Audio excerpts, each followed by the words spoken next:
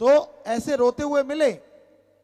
हमने कहा बड़ा दर्द होता है हमें, आप अपने 10 के लिए रो रहे हो, आप 5 के लिए रो रहे हो, अरे 15 के 15 ही इंसान मरे, 15 के लिए कोई भी नहीं रोता। मरे तो सारे इंसान, पर नहीं, आदमी अपने धर्म जात मजहब को इंसान समझता है और दूसरे को पशु, जो कि धर्मों में नहीं सिखाया। धर्म शब्द का मतलब है धारण कर लो, अपना लो, ग्रहण कर लो।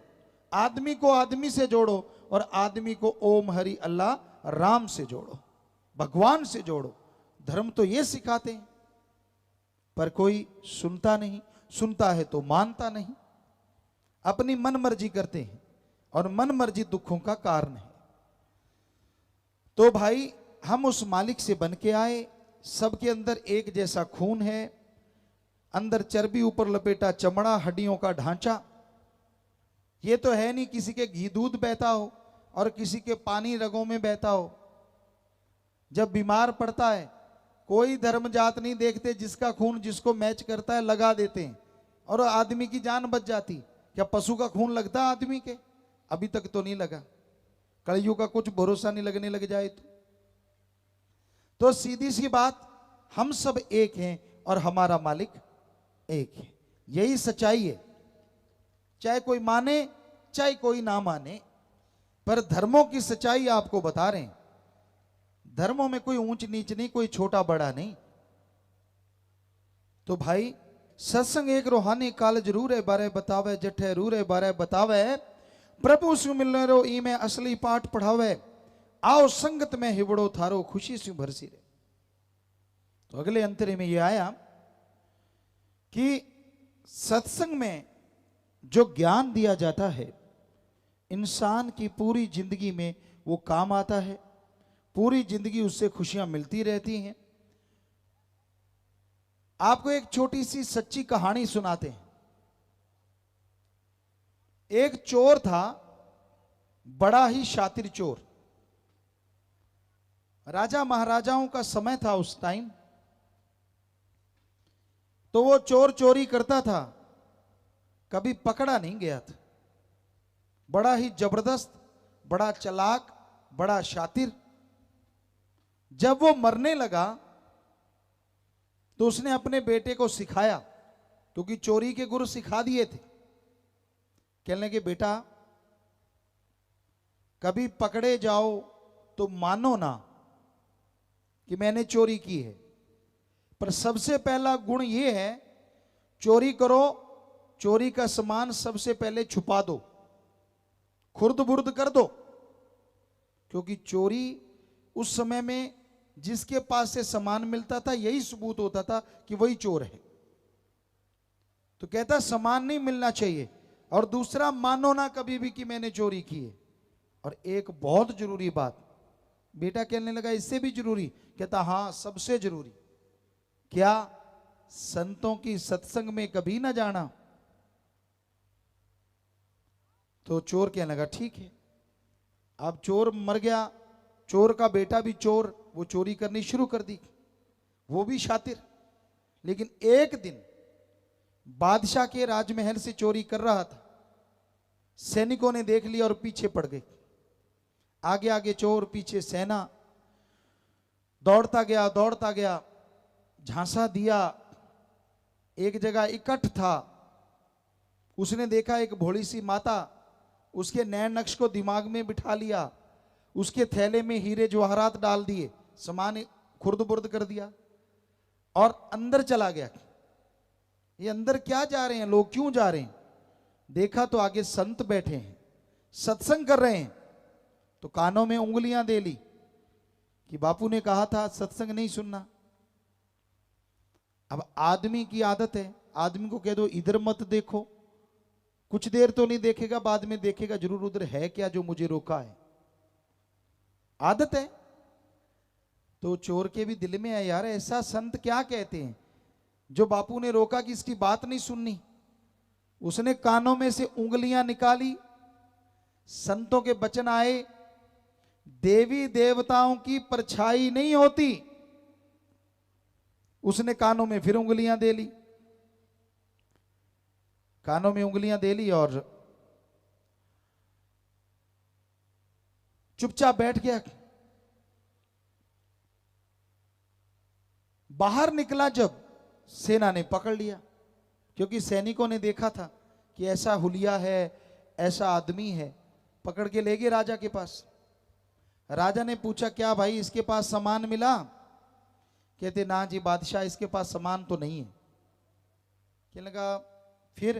कहते, जी हमने इसको खुद देखा है दौड़ते हुए, पांव देखो इसके हैं, पर सामान नहीं है। वो चोर से पूछे, चोर माने ना, कहता मैंने तो चोरी की ही नहीं, मैं तो वैसे ही घूम रहा था इधर, पैरों के निशान है तो क्या हो गया। बड़ा चक्कर पड़ा। जैसे पूछना चाहते थे सैनिकों ने पूछा, पर वो माना नहीं। राजा की जासूस हुआ करती थी, लड़कियां भी लड़के भी।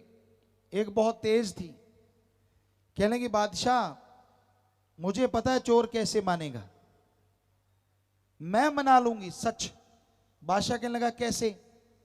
कहने लगी ये देवी को मानते हैं चोर, और मैं देवी बन के जाऊंगी, हो ही नहीं सकता कि चोर झूठ बोले। बादशाह कहने लगा बात तो तेरी सच्ची है। अब उस शाम का समय हुआ, उस जासूस ने, उस लेडी ने वैसे कपड़े पहने, देवी वाले 2 नकली हाथ लगा लिए,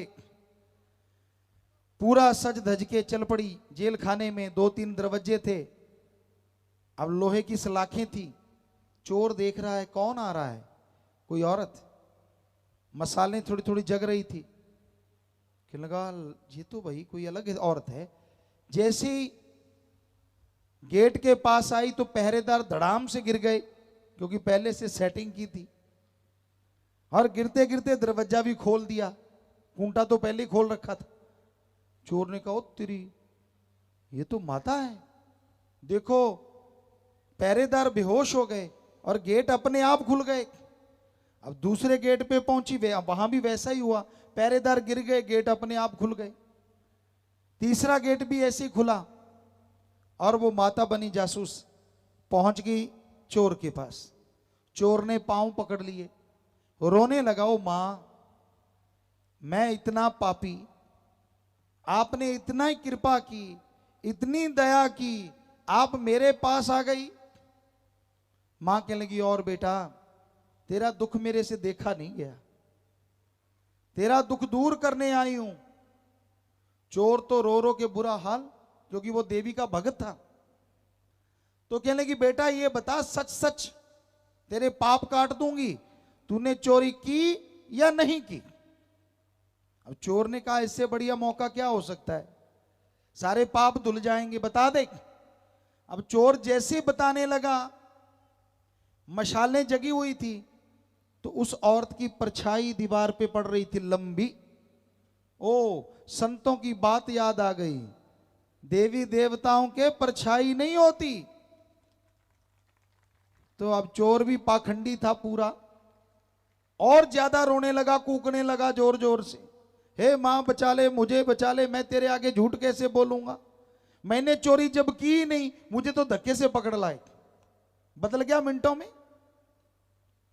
अब वो जासूस जो मां बनी थी, उसने 2-3 बार पूछा, वो रो रो के पांव पकड़ लिए और कहने लगा मुझे छुड़ाओ। कहती चल मेरे साथ, क्योंकि वो राजा से पावर लेके आई थी। उसको पकड़ा, साथ ले गए, बादशाह के सामने पेश कर दिया कि बादशाह सलामत, ये चोर नहीं है, मेरी गारंटी है। अब चोर को उस समय क्या होता था, सूली पे टांग देते थे, तो चोर की तो जान बची। वो भागा उस गांव में, यहां संत थे, वहां संत चले गए थे। दूसरे गांव में पहुंचा, यहां संत थे, तो संतों को मिला, चरणों पे गिर गया। कहने लगा हे गुरुजी, हे संत, मेरे बाप ने मुझे गलत पट्टी पढ़ाई थी, अरे आपके एक वचन ने आज मेरी सूली काट दी, मेरी जान बख्श दी। अगर मैं पूरी सत्संग सुन के दिलो दिमाग में बिठा लूं, तो संत कहने लगे तेरे जन्म मरण की सूली कट जाएगी। तो संतों की, फकीरों की सत्संग का इतना प्रताप होता है। आदमी सुने, मान ले, तो जन्मों जन्मों की मैल कटती है, जन्मों जन्मों के पाप कट जाते हैं। पर श्रद्धा से सुनो, भावना से मानो, तो ये सारा फल मिलता है। अगर इधर से सुना, इधर से निकाल दिया, फल तो कुछ ना कुछ मिलेगा, पर उतना नहीं जितना मिलना चाहिए। तो सत्संग में चल के आइए, दीनता से, नम्रता से, ध्यान से आप सुनिए, तो आपके तमाम दुख दर्द दूर होंगे, परेशानियां दूर होंगी, और प्रभु की कृपा के पात्र आप बनते चले जाएंगे। तो संत सत्संग में ईश्वर की चर्चा करते हैं, संत सत्संग में मालिक का नाम बताते हैं, और सत्संग में ये सिखाते हैं कि आप अपने अंदर की बुराइयां कैसे साफ कर सकते हो, आप अपने अंदर की भावना कैसे शुद्ध कर सकते हो। जो मानते हैं, जो सुनते हैं, उनके ऊपर भगवान की कृपा होती है, और जन्मों जन्मों के पाप कर्म धुल जाया करते हैं।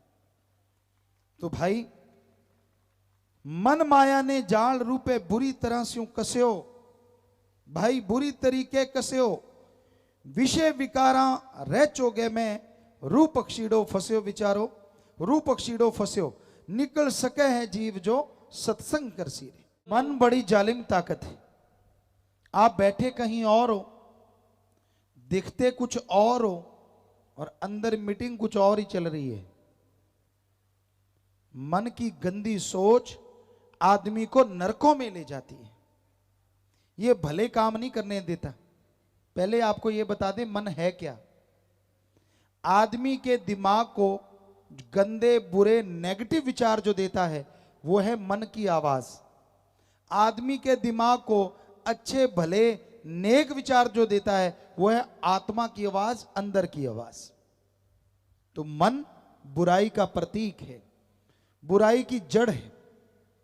ये हमेशा बुरे ख्याल देता है, बुरी सोच देता है। मन की बुरी सोच, मन की घटिया सोच आदमी को सुमरण नहीं करने देती।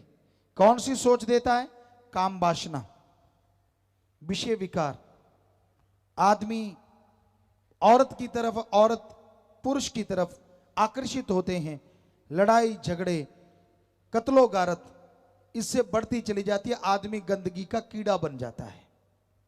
फिर है क्रोध, मन के ये सारे अधीन हैं।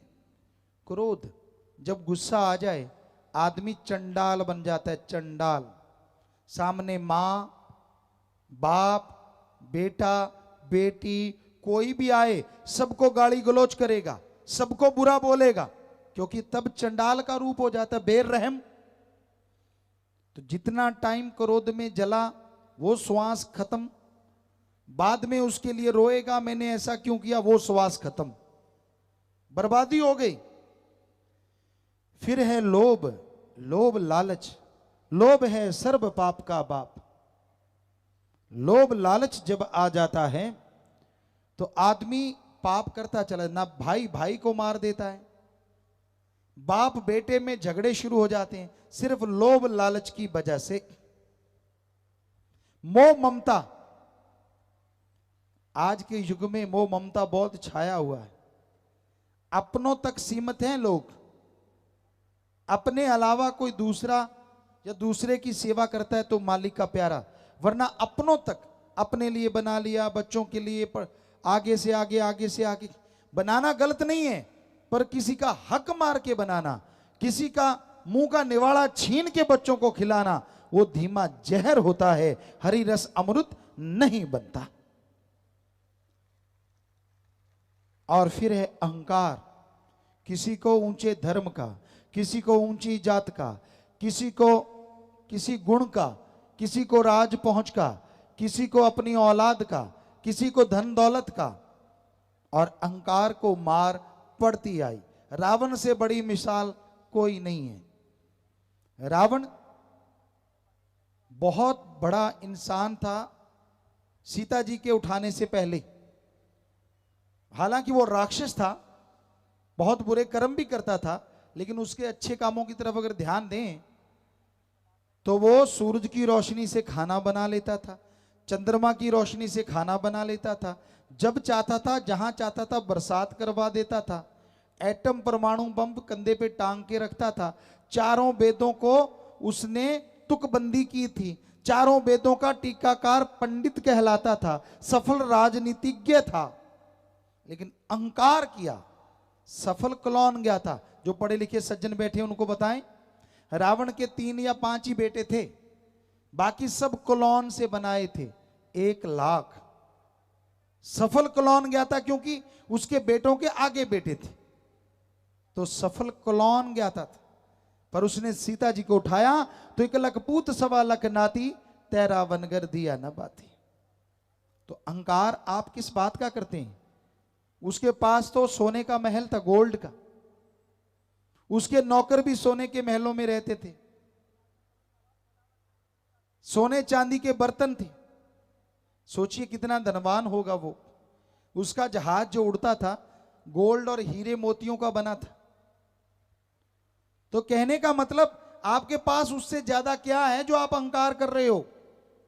अगर नहीं तो अहंकार मत करो।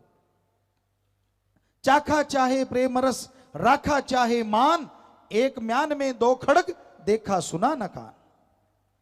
भगवान के प्यार को पाना चाहते हो और अहंकार भी रखना चाहते हो, घमंड, दोनों चीजें इकट्ठी नहीं रहती। जैसे एक म्यान में 2 तलवार नहीं रहती, उसी तरह एक शरीर में भगवान का प्यार और अहंकार इकट्ठे नहीं रह सकते। इसलिए दीनता धारण करो, नम्रता धारण करो, ताकि भगवान की कृपा पात्र आप